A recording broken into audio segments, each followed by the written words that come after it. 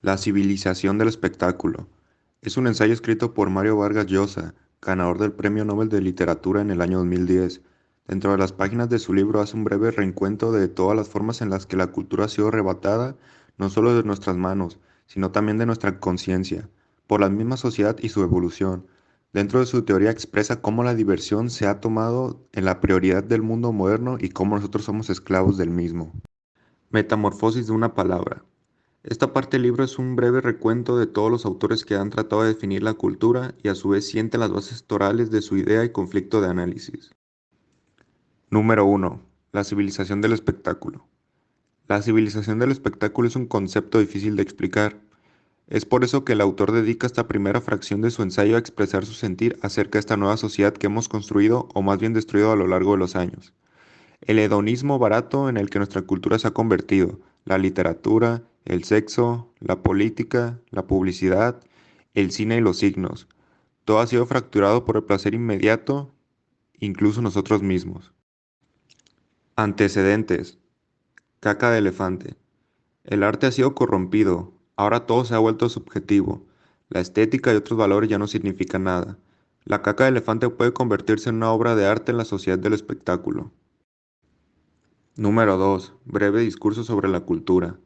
En este capítulo el autor habla de cómo la cultura en nuestro tiempo es la suma de creencias, conocimientos, lenguajes, costumbres, atuendos, usos y sistemas de parentesco. En resumen, todo aquello que un pueblo dice, hace, teme o adora. Por otro lado, nos da a conocer el hecho de que en esta realidad ya nadie es inculto, o mejor dicho, todos somos cultos. Él considera que existe una cultura universal, de la cual todos tenemos conocimientos, pues somos poseedores de esta, aunque nunca hayamos leído un libro, escuchado algún concierto, ni mucho menos, ni adquirido algunas nociones básicas de los conocimientos humanísticos, científicos y tecnológicos del mundo en que vivimos.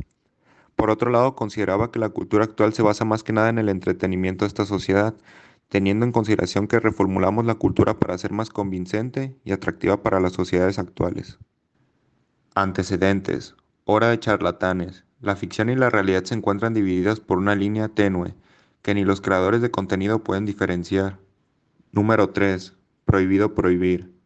El autor, por medio de una situación que se suscitó en un colegio marginado en París, llega a la conclusión de que la labor del docente se ha menospreciado. Esas figuras que habían representado conocimiento han perdido su autoridad y ya ni siquiera la literatura puede salvarla, pues esta también va en decadencia. Antecedentes. Velo islámico. Las escuelas deben de ser y permanecer laicas, de adentro hacia afuera y viceversa, puesto que la educación no ignora la religión, sino que se muestra neutral y objetiva ante ella. Número 4. La desaparición del erotismo. La postura general del autor sobre este capítulo es sobre el hecho de cómo la sociedad ha degradado el acto sexual a un deporte simple. Por otra parte, nos da a entender el hecho de que el sexo solo es sano y normal entre los animales, pues él considera que con sexo público, sano y normal, la vida se volvería más aburrida, mediocre y violenta de lo que es. Además, el hecho de las relaciones sexuales en la actualidad está más allegado a lo que es la pornografía que del erotismo. Para esto nos da un ejemplo de que en España a los niños y niñas de 14 años les impartirían un taller de masturbación, en el cual, como su nombre lo dice, les enseñaría la práctica de cómo llevar a cabo esta acción, pues este taller haría de la masturbación o el hecho de tener relaciones como una práctica tan común y corriente como comer, dormir e ir al trabajo. Antecedentes. El pintor en el burdel.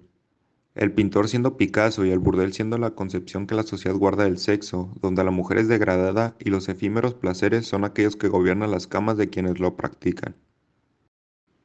El sexo frío. Utiliza como recurso el ensayo de Catherine Millet para definir la masturbación como un lazo individual y liberación personal, un modo de conocernos y percibir a otros. Número 5. Cultura, política y poder. En este capítulo el autor nos define cómo la civilización del espectáculo vemos o conocemos lo que es la cultura, lo cual para él son todas las manifestaciones de la vida de una comunidad, su lengua, sus creencias, sus usos y costumbres, su indumentaria, sus técnicas y en suma todo lo que en ella se practica, evita, respeta y abomina. Además nos explica cómo la sociedad actual pone más relevancia a cómo se ve un político. Es más importante la forma de vestir de un político. Si aparece al lado de una celebridad como lo es un futbolista o algún cantante famoso, pues no estamos interesados para nada en lo que son las propuestas que nos plantea para el beneficio de la misma sociedad.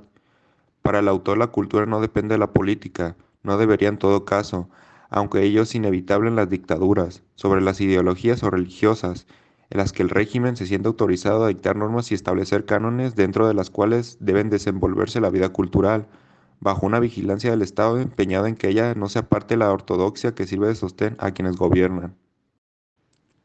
Antecedentes. Lo privado y lo público. Los medios y los periodistas, así como las redes sociales, se han encargado de desvanecer la vida privada, volviendo todo público y un espectáculo. Número 6. El opio del pueblo. La religión, un modo de distraer al pueblo de sus miserables vidas y al mismo tiempo la precursora de la moral, ética y democracia. La religión nos ha proporcionado herramientas para fundamentar una sociedad, pero también ha sido precursora de movimientos históricos, sociales e intelectuales. La religión no está muerta, es más viva que nunca y sigue causando estragos como desde el primer día. Antecedentes. La señal de la cruz. La religión es parte de la cotidianidad. Algunas veces acoge a la política y otorga o suprime la democracia. Defensa de las sectas. El hombre siempre buscará llenar ese vacío que la religión suplanta, pues nunca sabremos la verdadera razón de la existencia. Reflexión final. El autor concluye su obra con una exposición del deterioro de la literatura y cómo ésta se ha banalizado y maltratado al grado en que los jóvenes ya no tienen interés por cultivarse y muchas veces ni siquiera entretenerse. Expone que plataformas virtuales han bajado los estándares de calidad para los libros, si se les puede seguir reconociendo como tal. Antecedentes. Más información, menos conocimiento. Los lectores de hoy en día escogen leer literatura light, aquella que no los comprometa a pensar y entregar mucho de su mente, pues hoy en día la tecnología entre más inteligente se hace, más tonto nos convierte a nosotros. El periodismo por su parte se volvió en una película que excluye a los consumidores y los convierte en entes ajenos de la historia. Dinosaurios en tiempos difíciles. El texto leído por Frankfurter Poulscher cuando recibió el Premio Nobel de la Paz en 1996 es como Vargas Llosa. Decide cerrar su ensayo invitando al lector a replantearse su pensamiento y concepción de cultura.